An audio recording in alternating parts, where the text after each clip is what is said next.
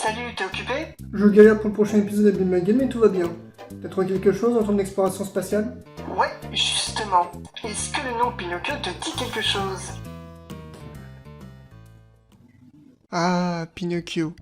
J'ai une relation toute particulière pour ce conte. Autant de bons souvenirs que de malheureux cauchemars. Aujourd'hui, tout le monde connaît l'histoire de Pinocchio, c'est pour cela que je ne vais pas vous la résumer. Notamment parce qu'il s'agit d'une des histoires à avoir connu le plus d'adaptations, aussi bien en animation qu'en film live action. Juste regardez-moi cette liste. Il n'est donc pas étonnant que chaque génération ait eu leur propre version. Et évidemment, je suis allé voir chaque itération cinématographique de Pinocchio. Certaines ont retenu mon attention pour un potentiel futur TRJ par le 2, mais je ne sais pas encore. Là où d'autres ne m'ont pas paru assez intéressants pour en parler. Parce que je pourrais dédier une vidéo entière pour ces adaptations, mais c'est qu'il y en a beaucoup, alors autant y aller un à un. Et puis, comme à la coutume, il faut commencer par le début. Parce que si on connaît le personnage de Pinocchio, on en sait beaucoup moins sur son auteur. Carlo Collodi, de son vrai nom Carlo Lorenzini, était un journaliste, écrivain, critique dramatique, mais surtout auteur de livres pour enfants italiens. Connu pour être un polémiste de première, occupant une place à la fonction de la censure, c'était quelqu'un qui, malgré sa position, avait un peu mauvaise réputation. C'est donc vers la fin de sa carrière qu'un de ses amis d'enfance, Guido Biagi, s'occupe d'une toute nouvelle revue pour enfants, fondée par le député Ferdinando Martini, qui s'intitule Giornale per i Bambini, ce qu'on pourrait traduire par le journal pour les bambins. Carlo Collodi insiste pour y participer, mais surtout parce qu'il devait rembourser ses dettes de jeu, et écrit une simple petite histoire seulement composée de 3 chapitres, intitulée L'histoire d'une marionnette. La réception est plus qu'excellente, et on demandera à Collodi de réaliser d'autres chapitres. Montant cette fois-ci jusqu'à 16 chapitres, Collodi décidait de conclure l'histoire une première fois par la pendaison de Pinocchio, se concluant donc sur un suicide. Mais ce sera à nouveau son ami et directeur du journal, Guido Biagi, qui lui suggère de poursuivre l'histoire, tout en changeant le titre par Les aventures de Pinocchio. Cette fois-ci, l'histoire ira jusqu'à 36 chapitres, avec évidemment la fin que nous connaissons. Malheureusement, la sortie des épisodes sur le journal n'étant pas régulière, la faute au fait que Collodi traversait une période très sombre de sa vie, les enfants devaient littéralement attendre plusieurs mois avant d'avoir la suite, ce qui a mené à des protestations. Malgré tout, l'histoire en elle-même est assez bonne en morale. Collodi préfère se concentrer sur des valeurs telles que la famille, l'école, le travail et l'amour. Les aventures de Pinocchio est évidemment un tel succès, un succès d'ailleurs quasi immédiat, étant le 2e livre le plus vendu en Italie. Il n'a d'ailleurs pas fallu beaucoup de temps pour que des adaptations au cinéma apparaissent, le premier remontant à 1911, mais également un film d'animation inachevé datant de 1936. On peut aussi découvrir une réadaptation russe sous le nom de Buratino, adapté des romans d'Alexis Nikolaevitch Tolstoï, qui, comme j'ai dit tout à l'heure, n'est qu'une version russe de Pinocchio. Et puis en 1940 arrive le Pinocchio de Disney, et etc. etc. etc. Eh ben, il est là mon problème. Que veux-tu dire? Les archives que j'ai trouvées sur Pinocchio fourmillent de signaux. C'est un véritable sapin de Noël sur Talbot Bord. Vive le vent, vive le vent, vive le vent d'hiver. Et je sais pas lequel choisir. Commençons par la version 1992 de Pinocchio, ce sera mon point de départ, ouais. La version de notre enfance? Ok, c'est parti.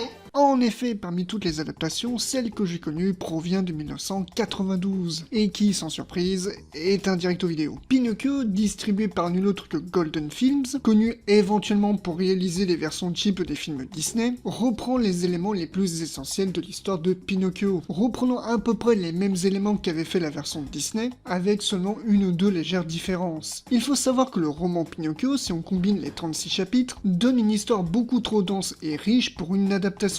Et du temps, ça le film, il en a pas vraiment. N'étant qu'un moyen-métrage de 45 minutes, il sait qu'il n'a pas le temps de tout raconter. Donc, tout va un poil trop vite. Et c'est nettement plus flagrant lorsqu'on arrive à la quasi-fin du film, les scènes atteignant presque les 2 minutes. Du coup, rien n'a vraiment d'impact ou n'a le temps de s'installer. Les conséquences sont en soi expéditifs, dans le sens où on ne ressent pas le poids. Bien entendu, c'est un direct-au-vidéo, donc il ne faut pas non plus trop en demander, mais c'est justement là qu'arrive le travail d'adaptation. On peut cependant apprécier l'animation qui est plutôt bon marché, elle n'est pas non plus incroyable mais n'est pas non plus décevante, et la version française est plutôt de bonne qualité. Cela reste cependant un film sympathique et plutôt bon marché, mais qui, contrairement à ce que j'avais pu dire à une époque, n'a rien de transcendant. Et oui, c'est toi que je regarde mon mois de 2014. Monsieur, je fais exprès de dire que cette version est supérieure pour défoncer Disney gratuitement. Alors ça ramène plus dès qu'on dit que le film en fait il est pas si génial que ça, hein? Hein, monsieur, je suis vulgaire, je suis trash parce que c'est censé être drôle. Et pour ton information, non, ça n'était pas. Espèce de...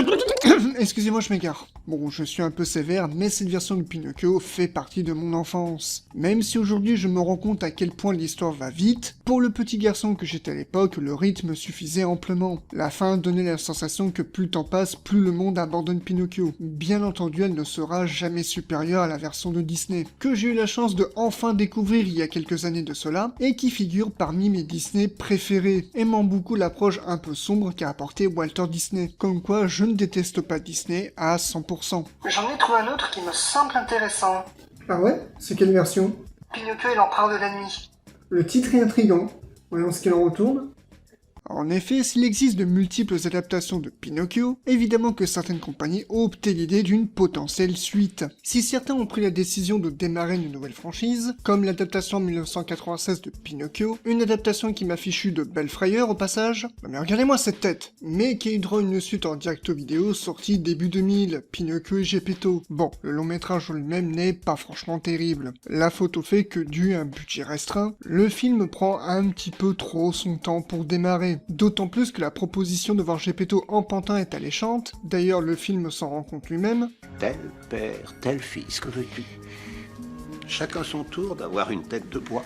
Mais n'est qu'un prétexte pour nous refaire plus ou moins l'histoire de Pinocchio. Ce qui dans un premier temps ne peut fonctionner, déjà parce que c'est un parcours propre au personnage de Pinocchio, que cela paraît absurde que Geppetto refasse la même chose, d'autant plus qu'il y a déjà eu un premier film. Mais pire encore, c'est l'aboutissement de l'histoire en elle-même. Le scénario de cette suite est la suivante. Alors que Pinocchio vit tranquillement sa vie de gentil petit garçon, son père Geppetto tombe malade. Désespéré, Pinocchio cherche une personne qui pourrait l'aider, et tombe sur Madame Flambeau, qui n'est ni plus ni moins que Lorenzini, l'antagoniste du premier film, dont d'ailleurs est-ce que je suis le seul à avoir remarqué que le méchant porte le même nom que le créateur de Pinocchio. Enfin bref. Ce dernier donc, qui s'échangea en femme afin de masquer son identité, donne un élixir à Pinocchio, ce qui a eu pour effet de changer Geppetto en pantin. Tout au long du film, Pinocchio va sans cesse se poser la question si ce qu'il fait est bien, au point qu'à la fin du film, il remet en question le fait de devenir un gentil petit garçon, ce qui n'a pas vraiment sa place, puisque Pinocchio a passé la quasi-totalité du film à vouloir aider quelqu'un. Le pauvre était seulement seul et démuni. Les mauvaises décisions qu'il a prises sont plus par détresse. Bien que le long métrage possède quelques petites scènes touchantes, on voit qu'il est difficile de créer une toute nouvelle histoire, d'autant plus étrange quand la fin du premier film laissait supposer ce qu'allait être la suite, avec le fait est que Pinocchio demande à Geppetto de lui construire une petite amie. Ironie quand on sait que le titre d'origine est Les Nouvelles Aventures de Pinocchio. La fin du film possède une scène qui laisse présager une suite qui, hélas, ne verra jamais le jour, à cause entre autres de la mauvaise réception du premier film et de celui-ci. Eh, je t'ai pas demandé de faire un détour. Je me suis emballé. Ouais, bah je vois ça. Mais comme je disais tout à l'heure, beaucoup d'autres studios ont tenté de créer une sorte de suite à Pinocchio, et on n'a pas attendu les années 2000 pour le faire. C'est ainsi par exemple que sort en 1987 Pinocchio et l'empereur de la nuit. A l'inverse de Pinocchio et Geppetto, ce film est plus une suite globale de l'histoire de Pinocchio, que ce soit la version de Disney ou tout simplement la version de 92. Réalisé par Al Sutherland, un ancien employé de chez Disney, le film est l'une des dernières productions de la société Filmation, connue entre autres pour avoir réalisé les séries telles que Les Maîtres de l'Univers, She-Ra ou encore la première série d'animation SOS Fantôme, le film, bénéficiant d'un budget de 10 millions de dollars, n'en rapporta hélas que 3 millions. La société fermera ses portes en 1989, année de sortie de leur dernier long métrage Blanche-Neige et le Château Hanté, qu'un jour j'aurai l'occasion de parler. Pour ce qui est de cette suite, beaucoup considèrent à tort qu'il s'agit d'une suite illégitime de la version de Disney. Alors au moment où j'enregistre cette bande-son, je suis en plein montage et je me suis rendu compte d'une petite connerie de ma part. Contrairement à ce que j'étais en train de dire, bien sûr que si que Pinocchio et l'empereur de la nuit a été pensé comme étant une suite non officielle à la version de Disney. En fait, pour faire simple, Filmation qui se sont occupés de produire le film, ainsi que Blanche-Neige et le Château Hanté, avaient pour idée pour capitaliser sur le succès des films Disney de réaliser des fausses suites. Donc grosso modo l'idée des suites directo vidéo avant l'heure, hein. Ce qui leur a valu quelques petites casseroles au cul, et si avec Pinocchio ils ont pu s'en sortir, ça n'a pas été le cas avec Blanche-Neige. Donc bref, je me devais de rectifier une petite erreur. Reprenons la vidéo en faisant un petit saut de quelques minutes.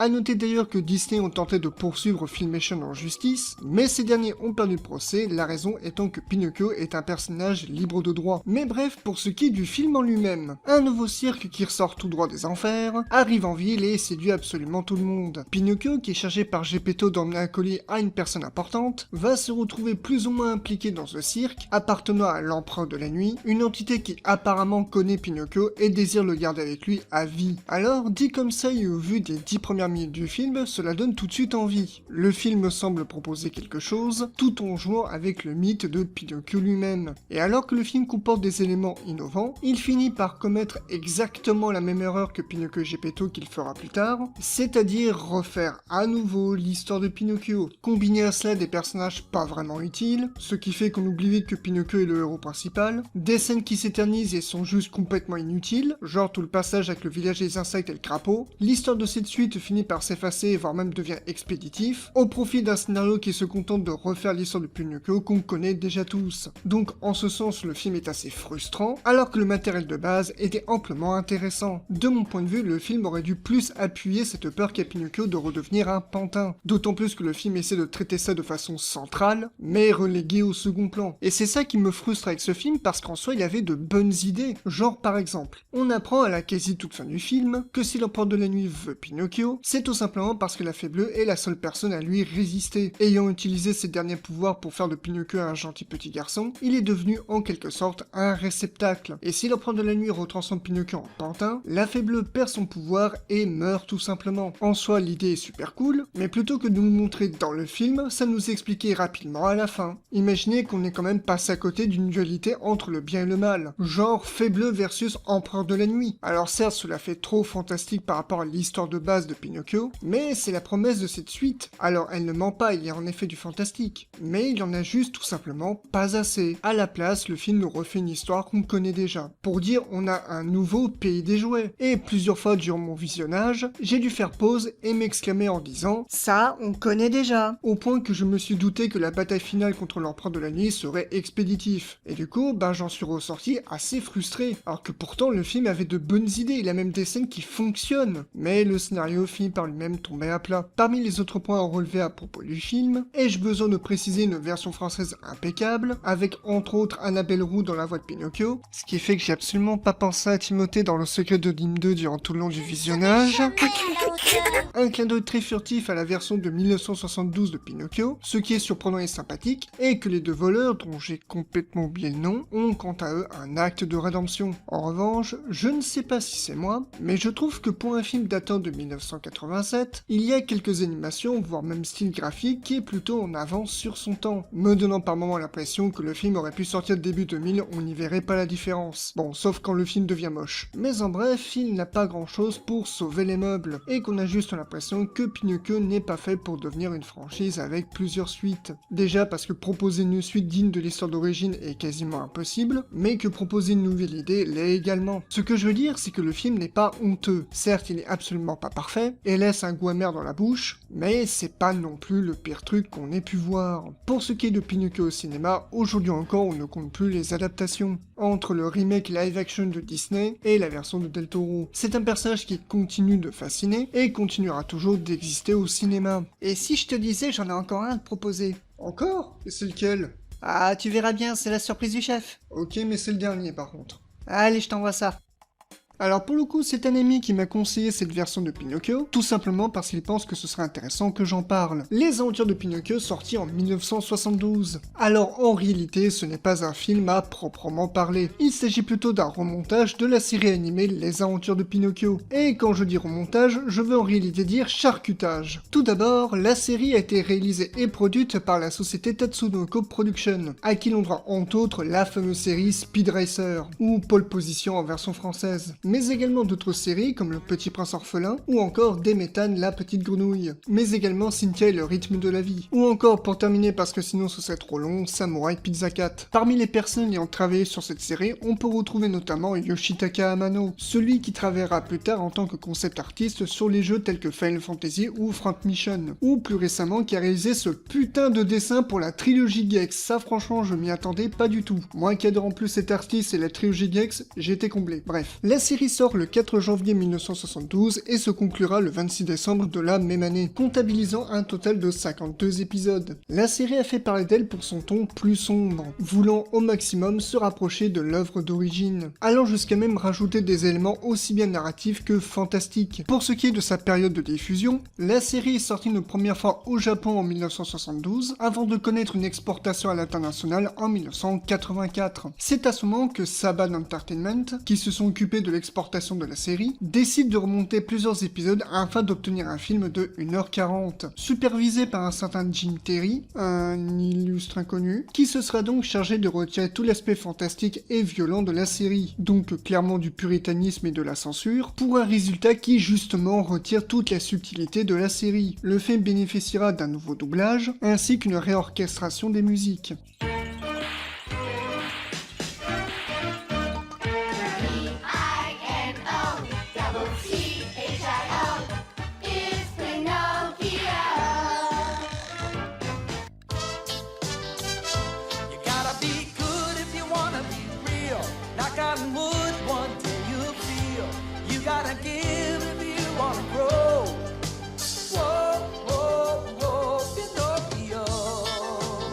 Comme je disais donc, une des décisions les plus stupides. Outre le fait que le film jette à la poubelle beaucoup d'éléments de la série, il en réduit également son importance et son message. On peut donc jouer les comparaisons et se rendre compte à quel point le remontage enlève des éléments. Tout simplement parce que Saban Film ne se sont pas juste contentés de compiler les épisodes dans un certain ordre. Outre le fait d'avoir raccourci certaines scènes, ils se sont permis de mélanger certaines séquences avec certains épisodes, écrivant par la même occasion de nouveaux dialogues pour faire le pont. C'est pour cela que, alors que la série possède un narrateur, dans le film, c'est Jiminy Cricket qui raconte.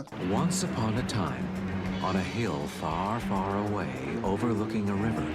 Bonjour les amis, je m'appelle Jiminy et je vais vous conter la fantastique histoire de Pinocchio. Et d'ailleurs, je dis Jiminy Cricket, mais ça c'est une erreur de la VF, puisque le nom Jiminy Cricket est réservé aux personnages de la version de Disney. En règle générale, et même dans le roman de base, le personnage s'appelle au choix Cricket, Grillon, ou comme dans cette version, Timothy. Donc à partir de maintenant, je vais l'appeler Timothy. L'une des différences notables pour atténuer la violence de la série a été de faire dire à la faible lorsqu'elle donne vie à Pinocchio ceci.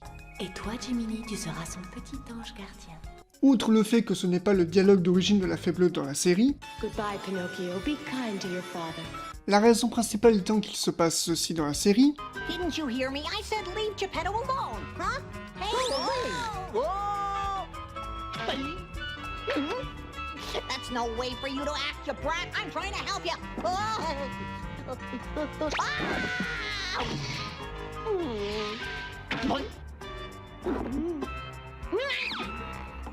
et qu'on nous explique ceci plus tard dans l'épisode.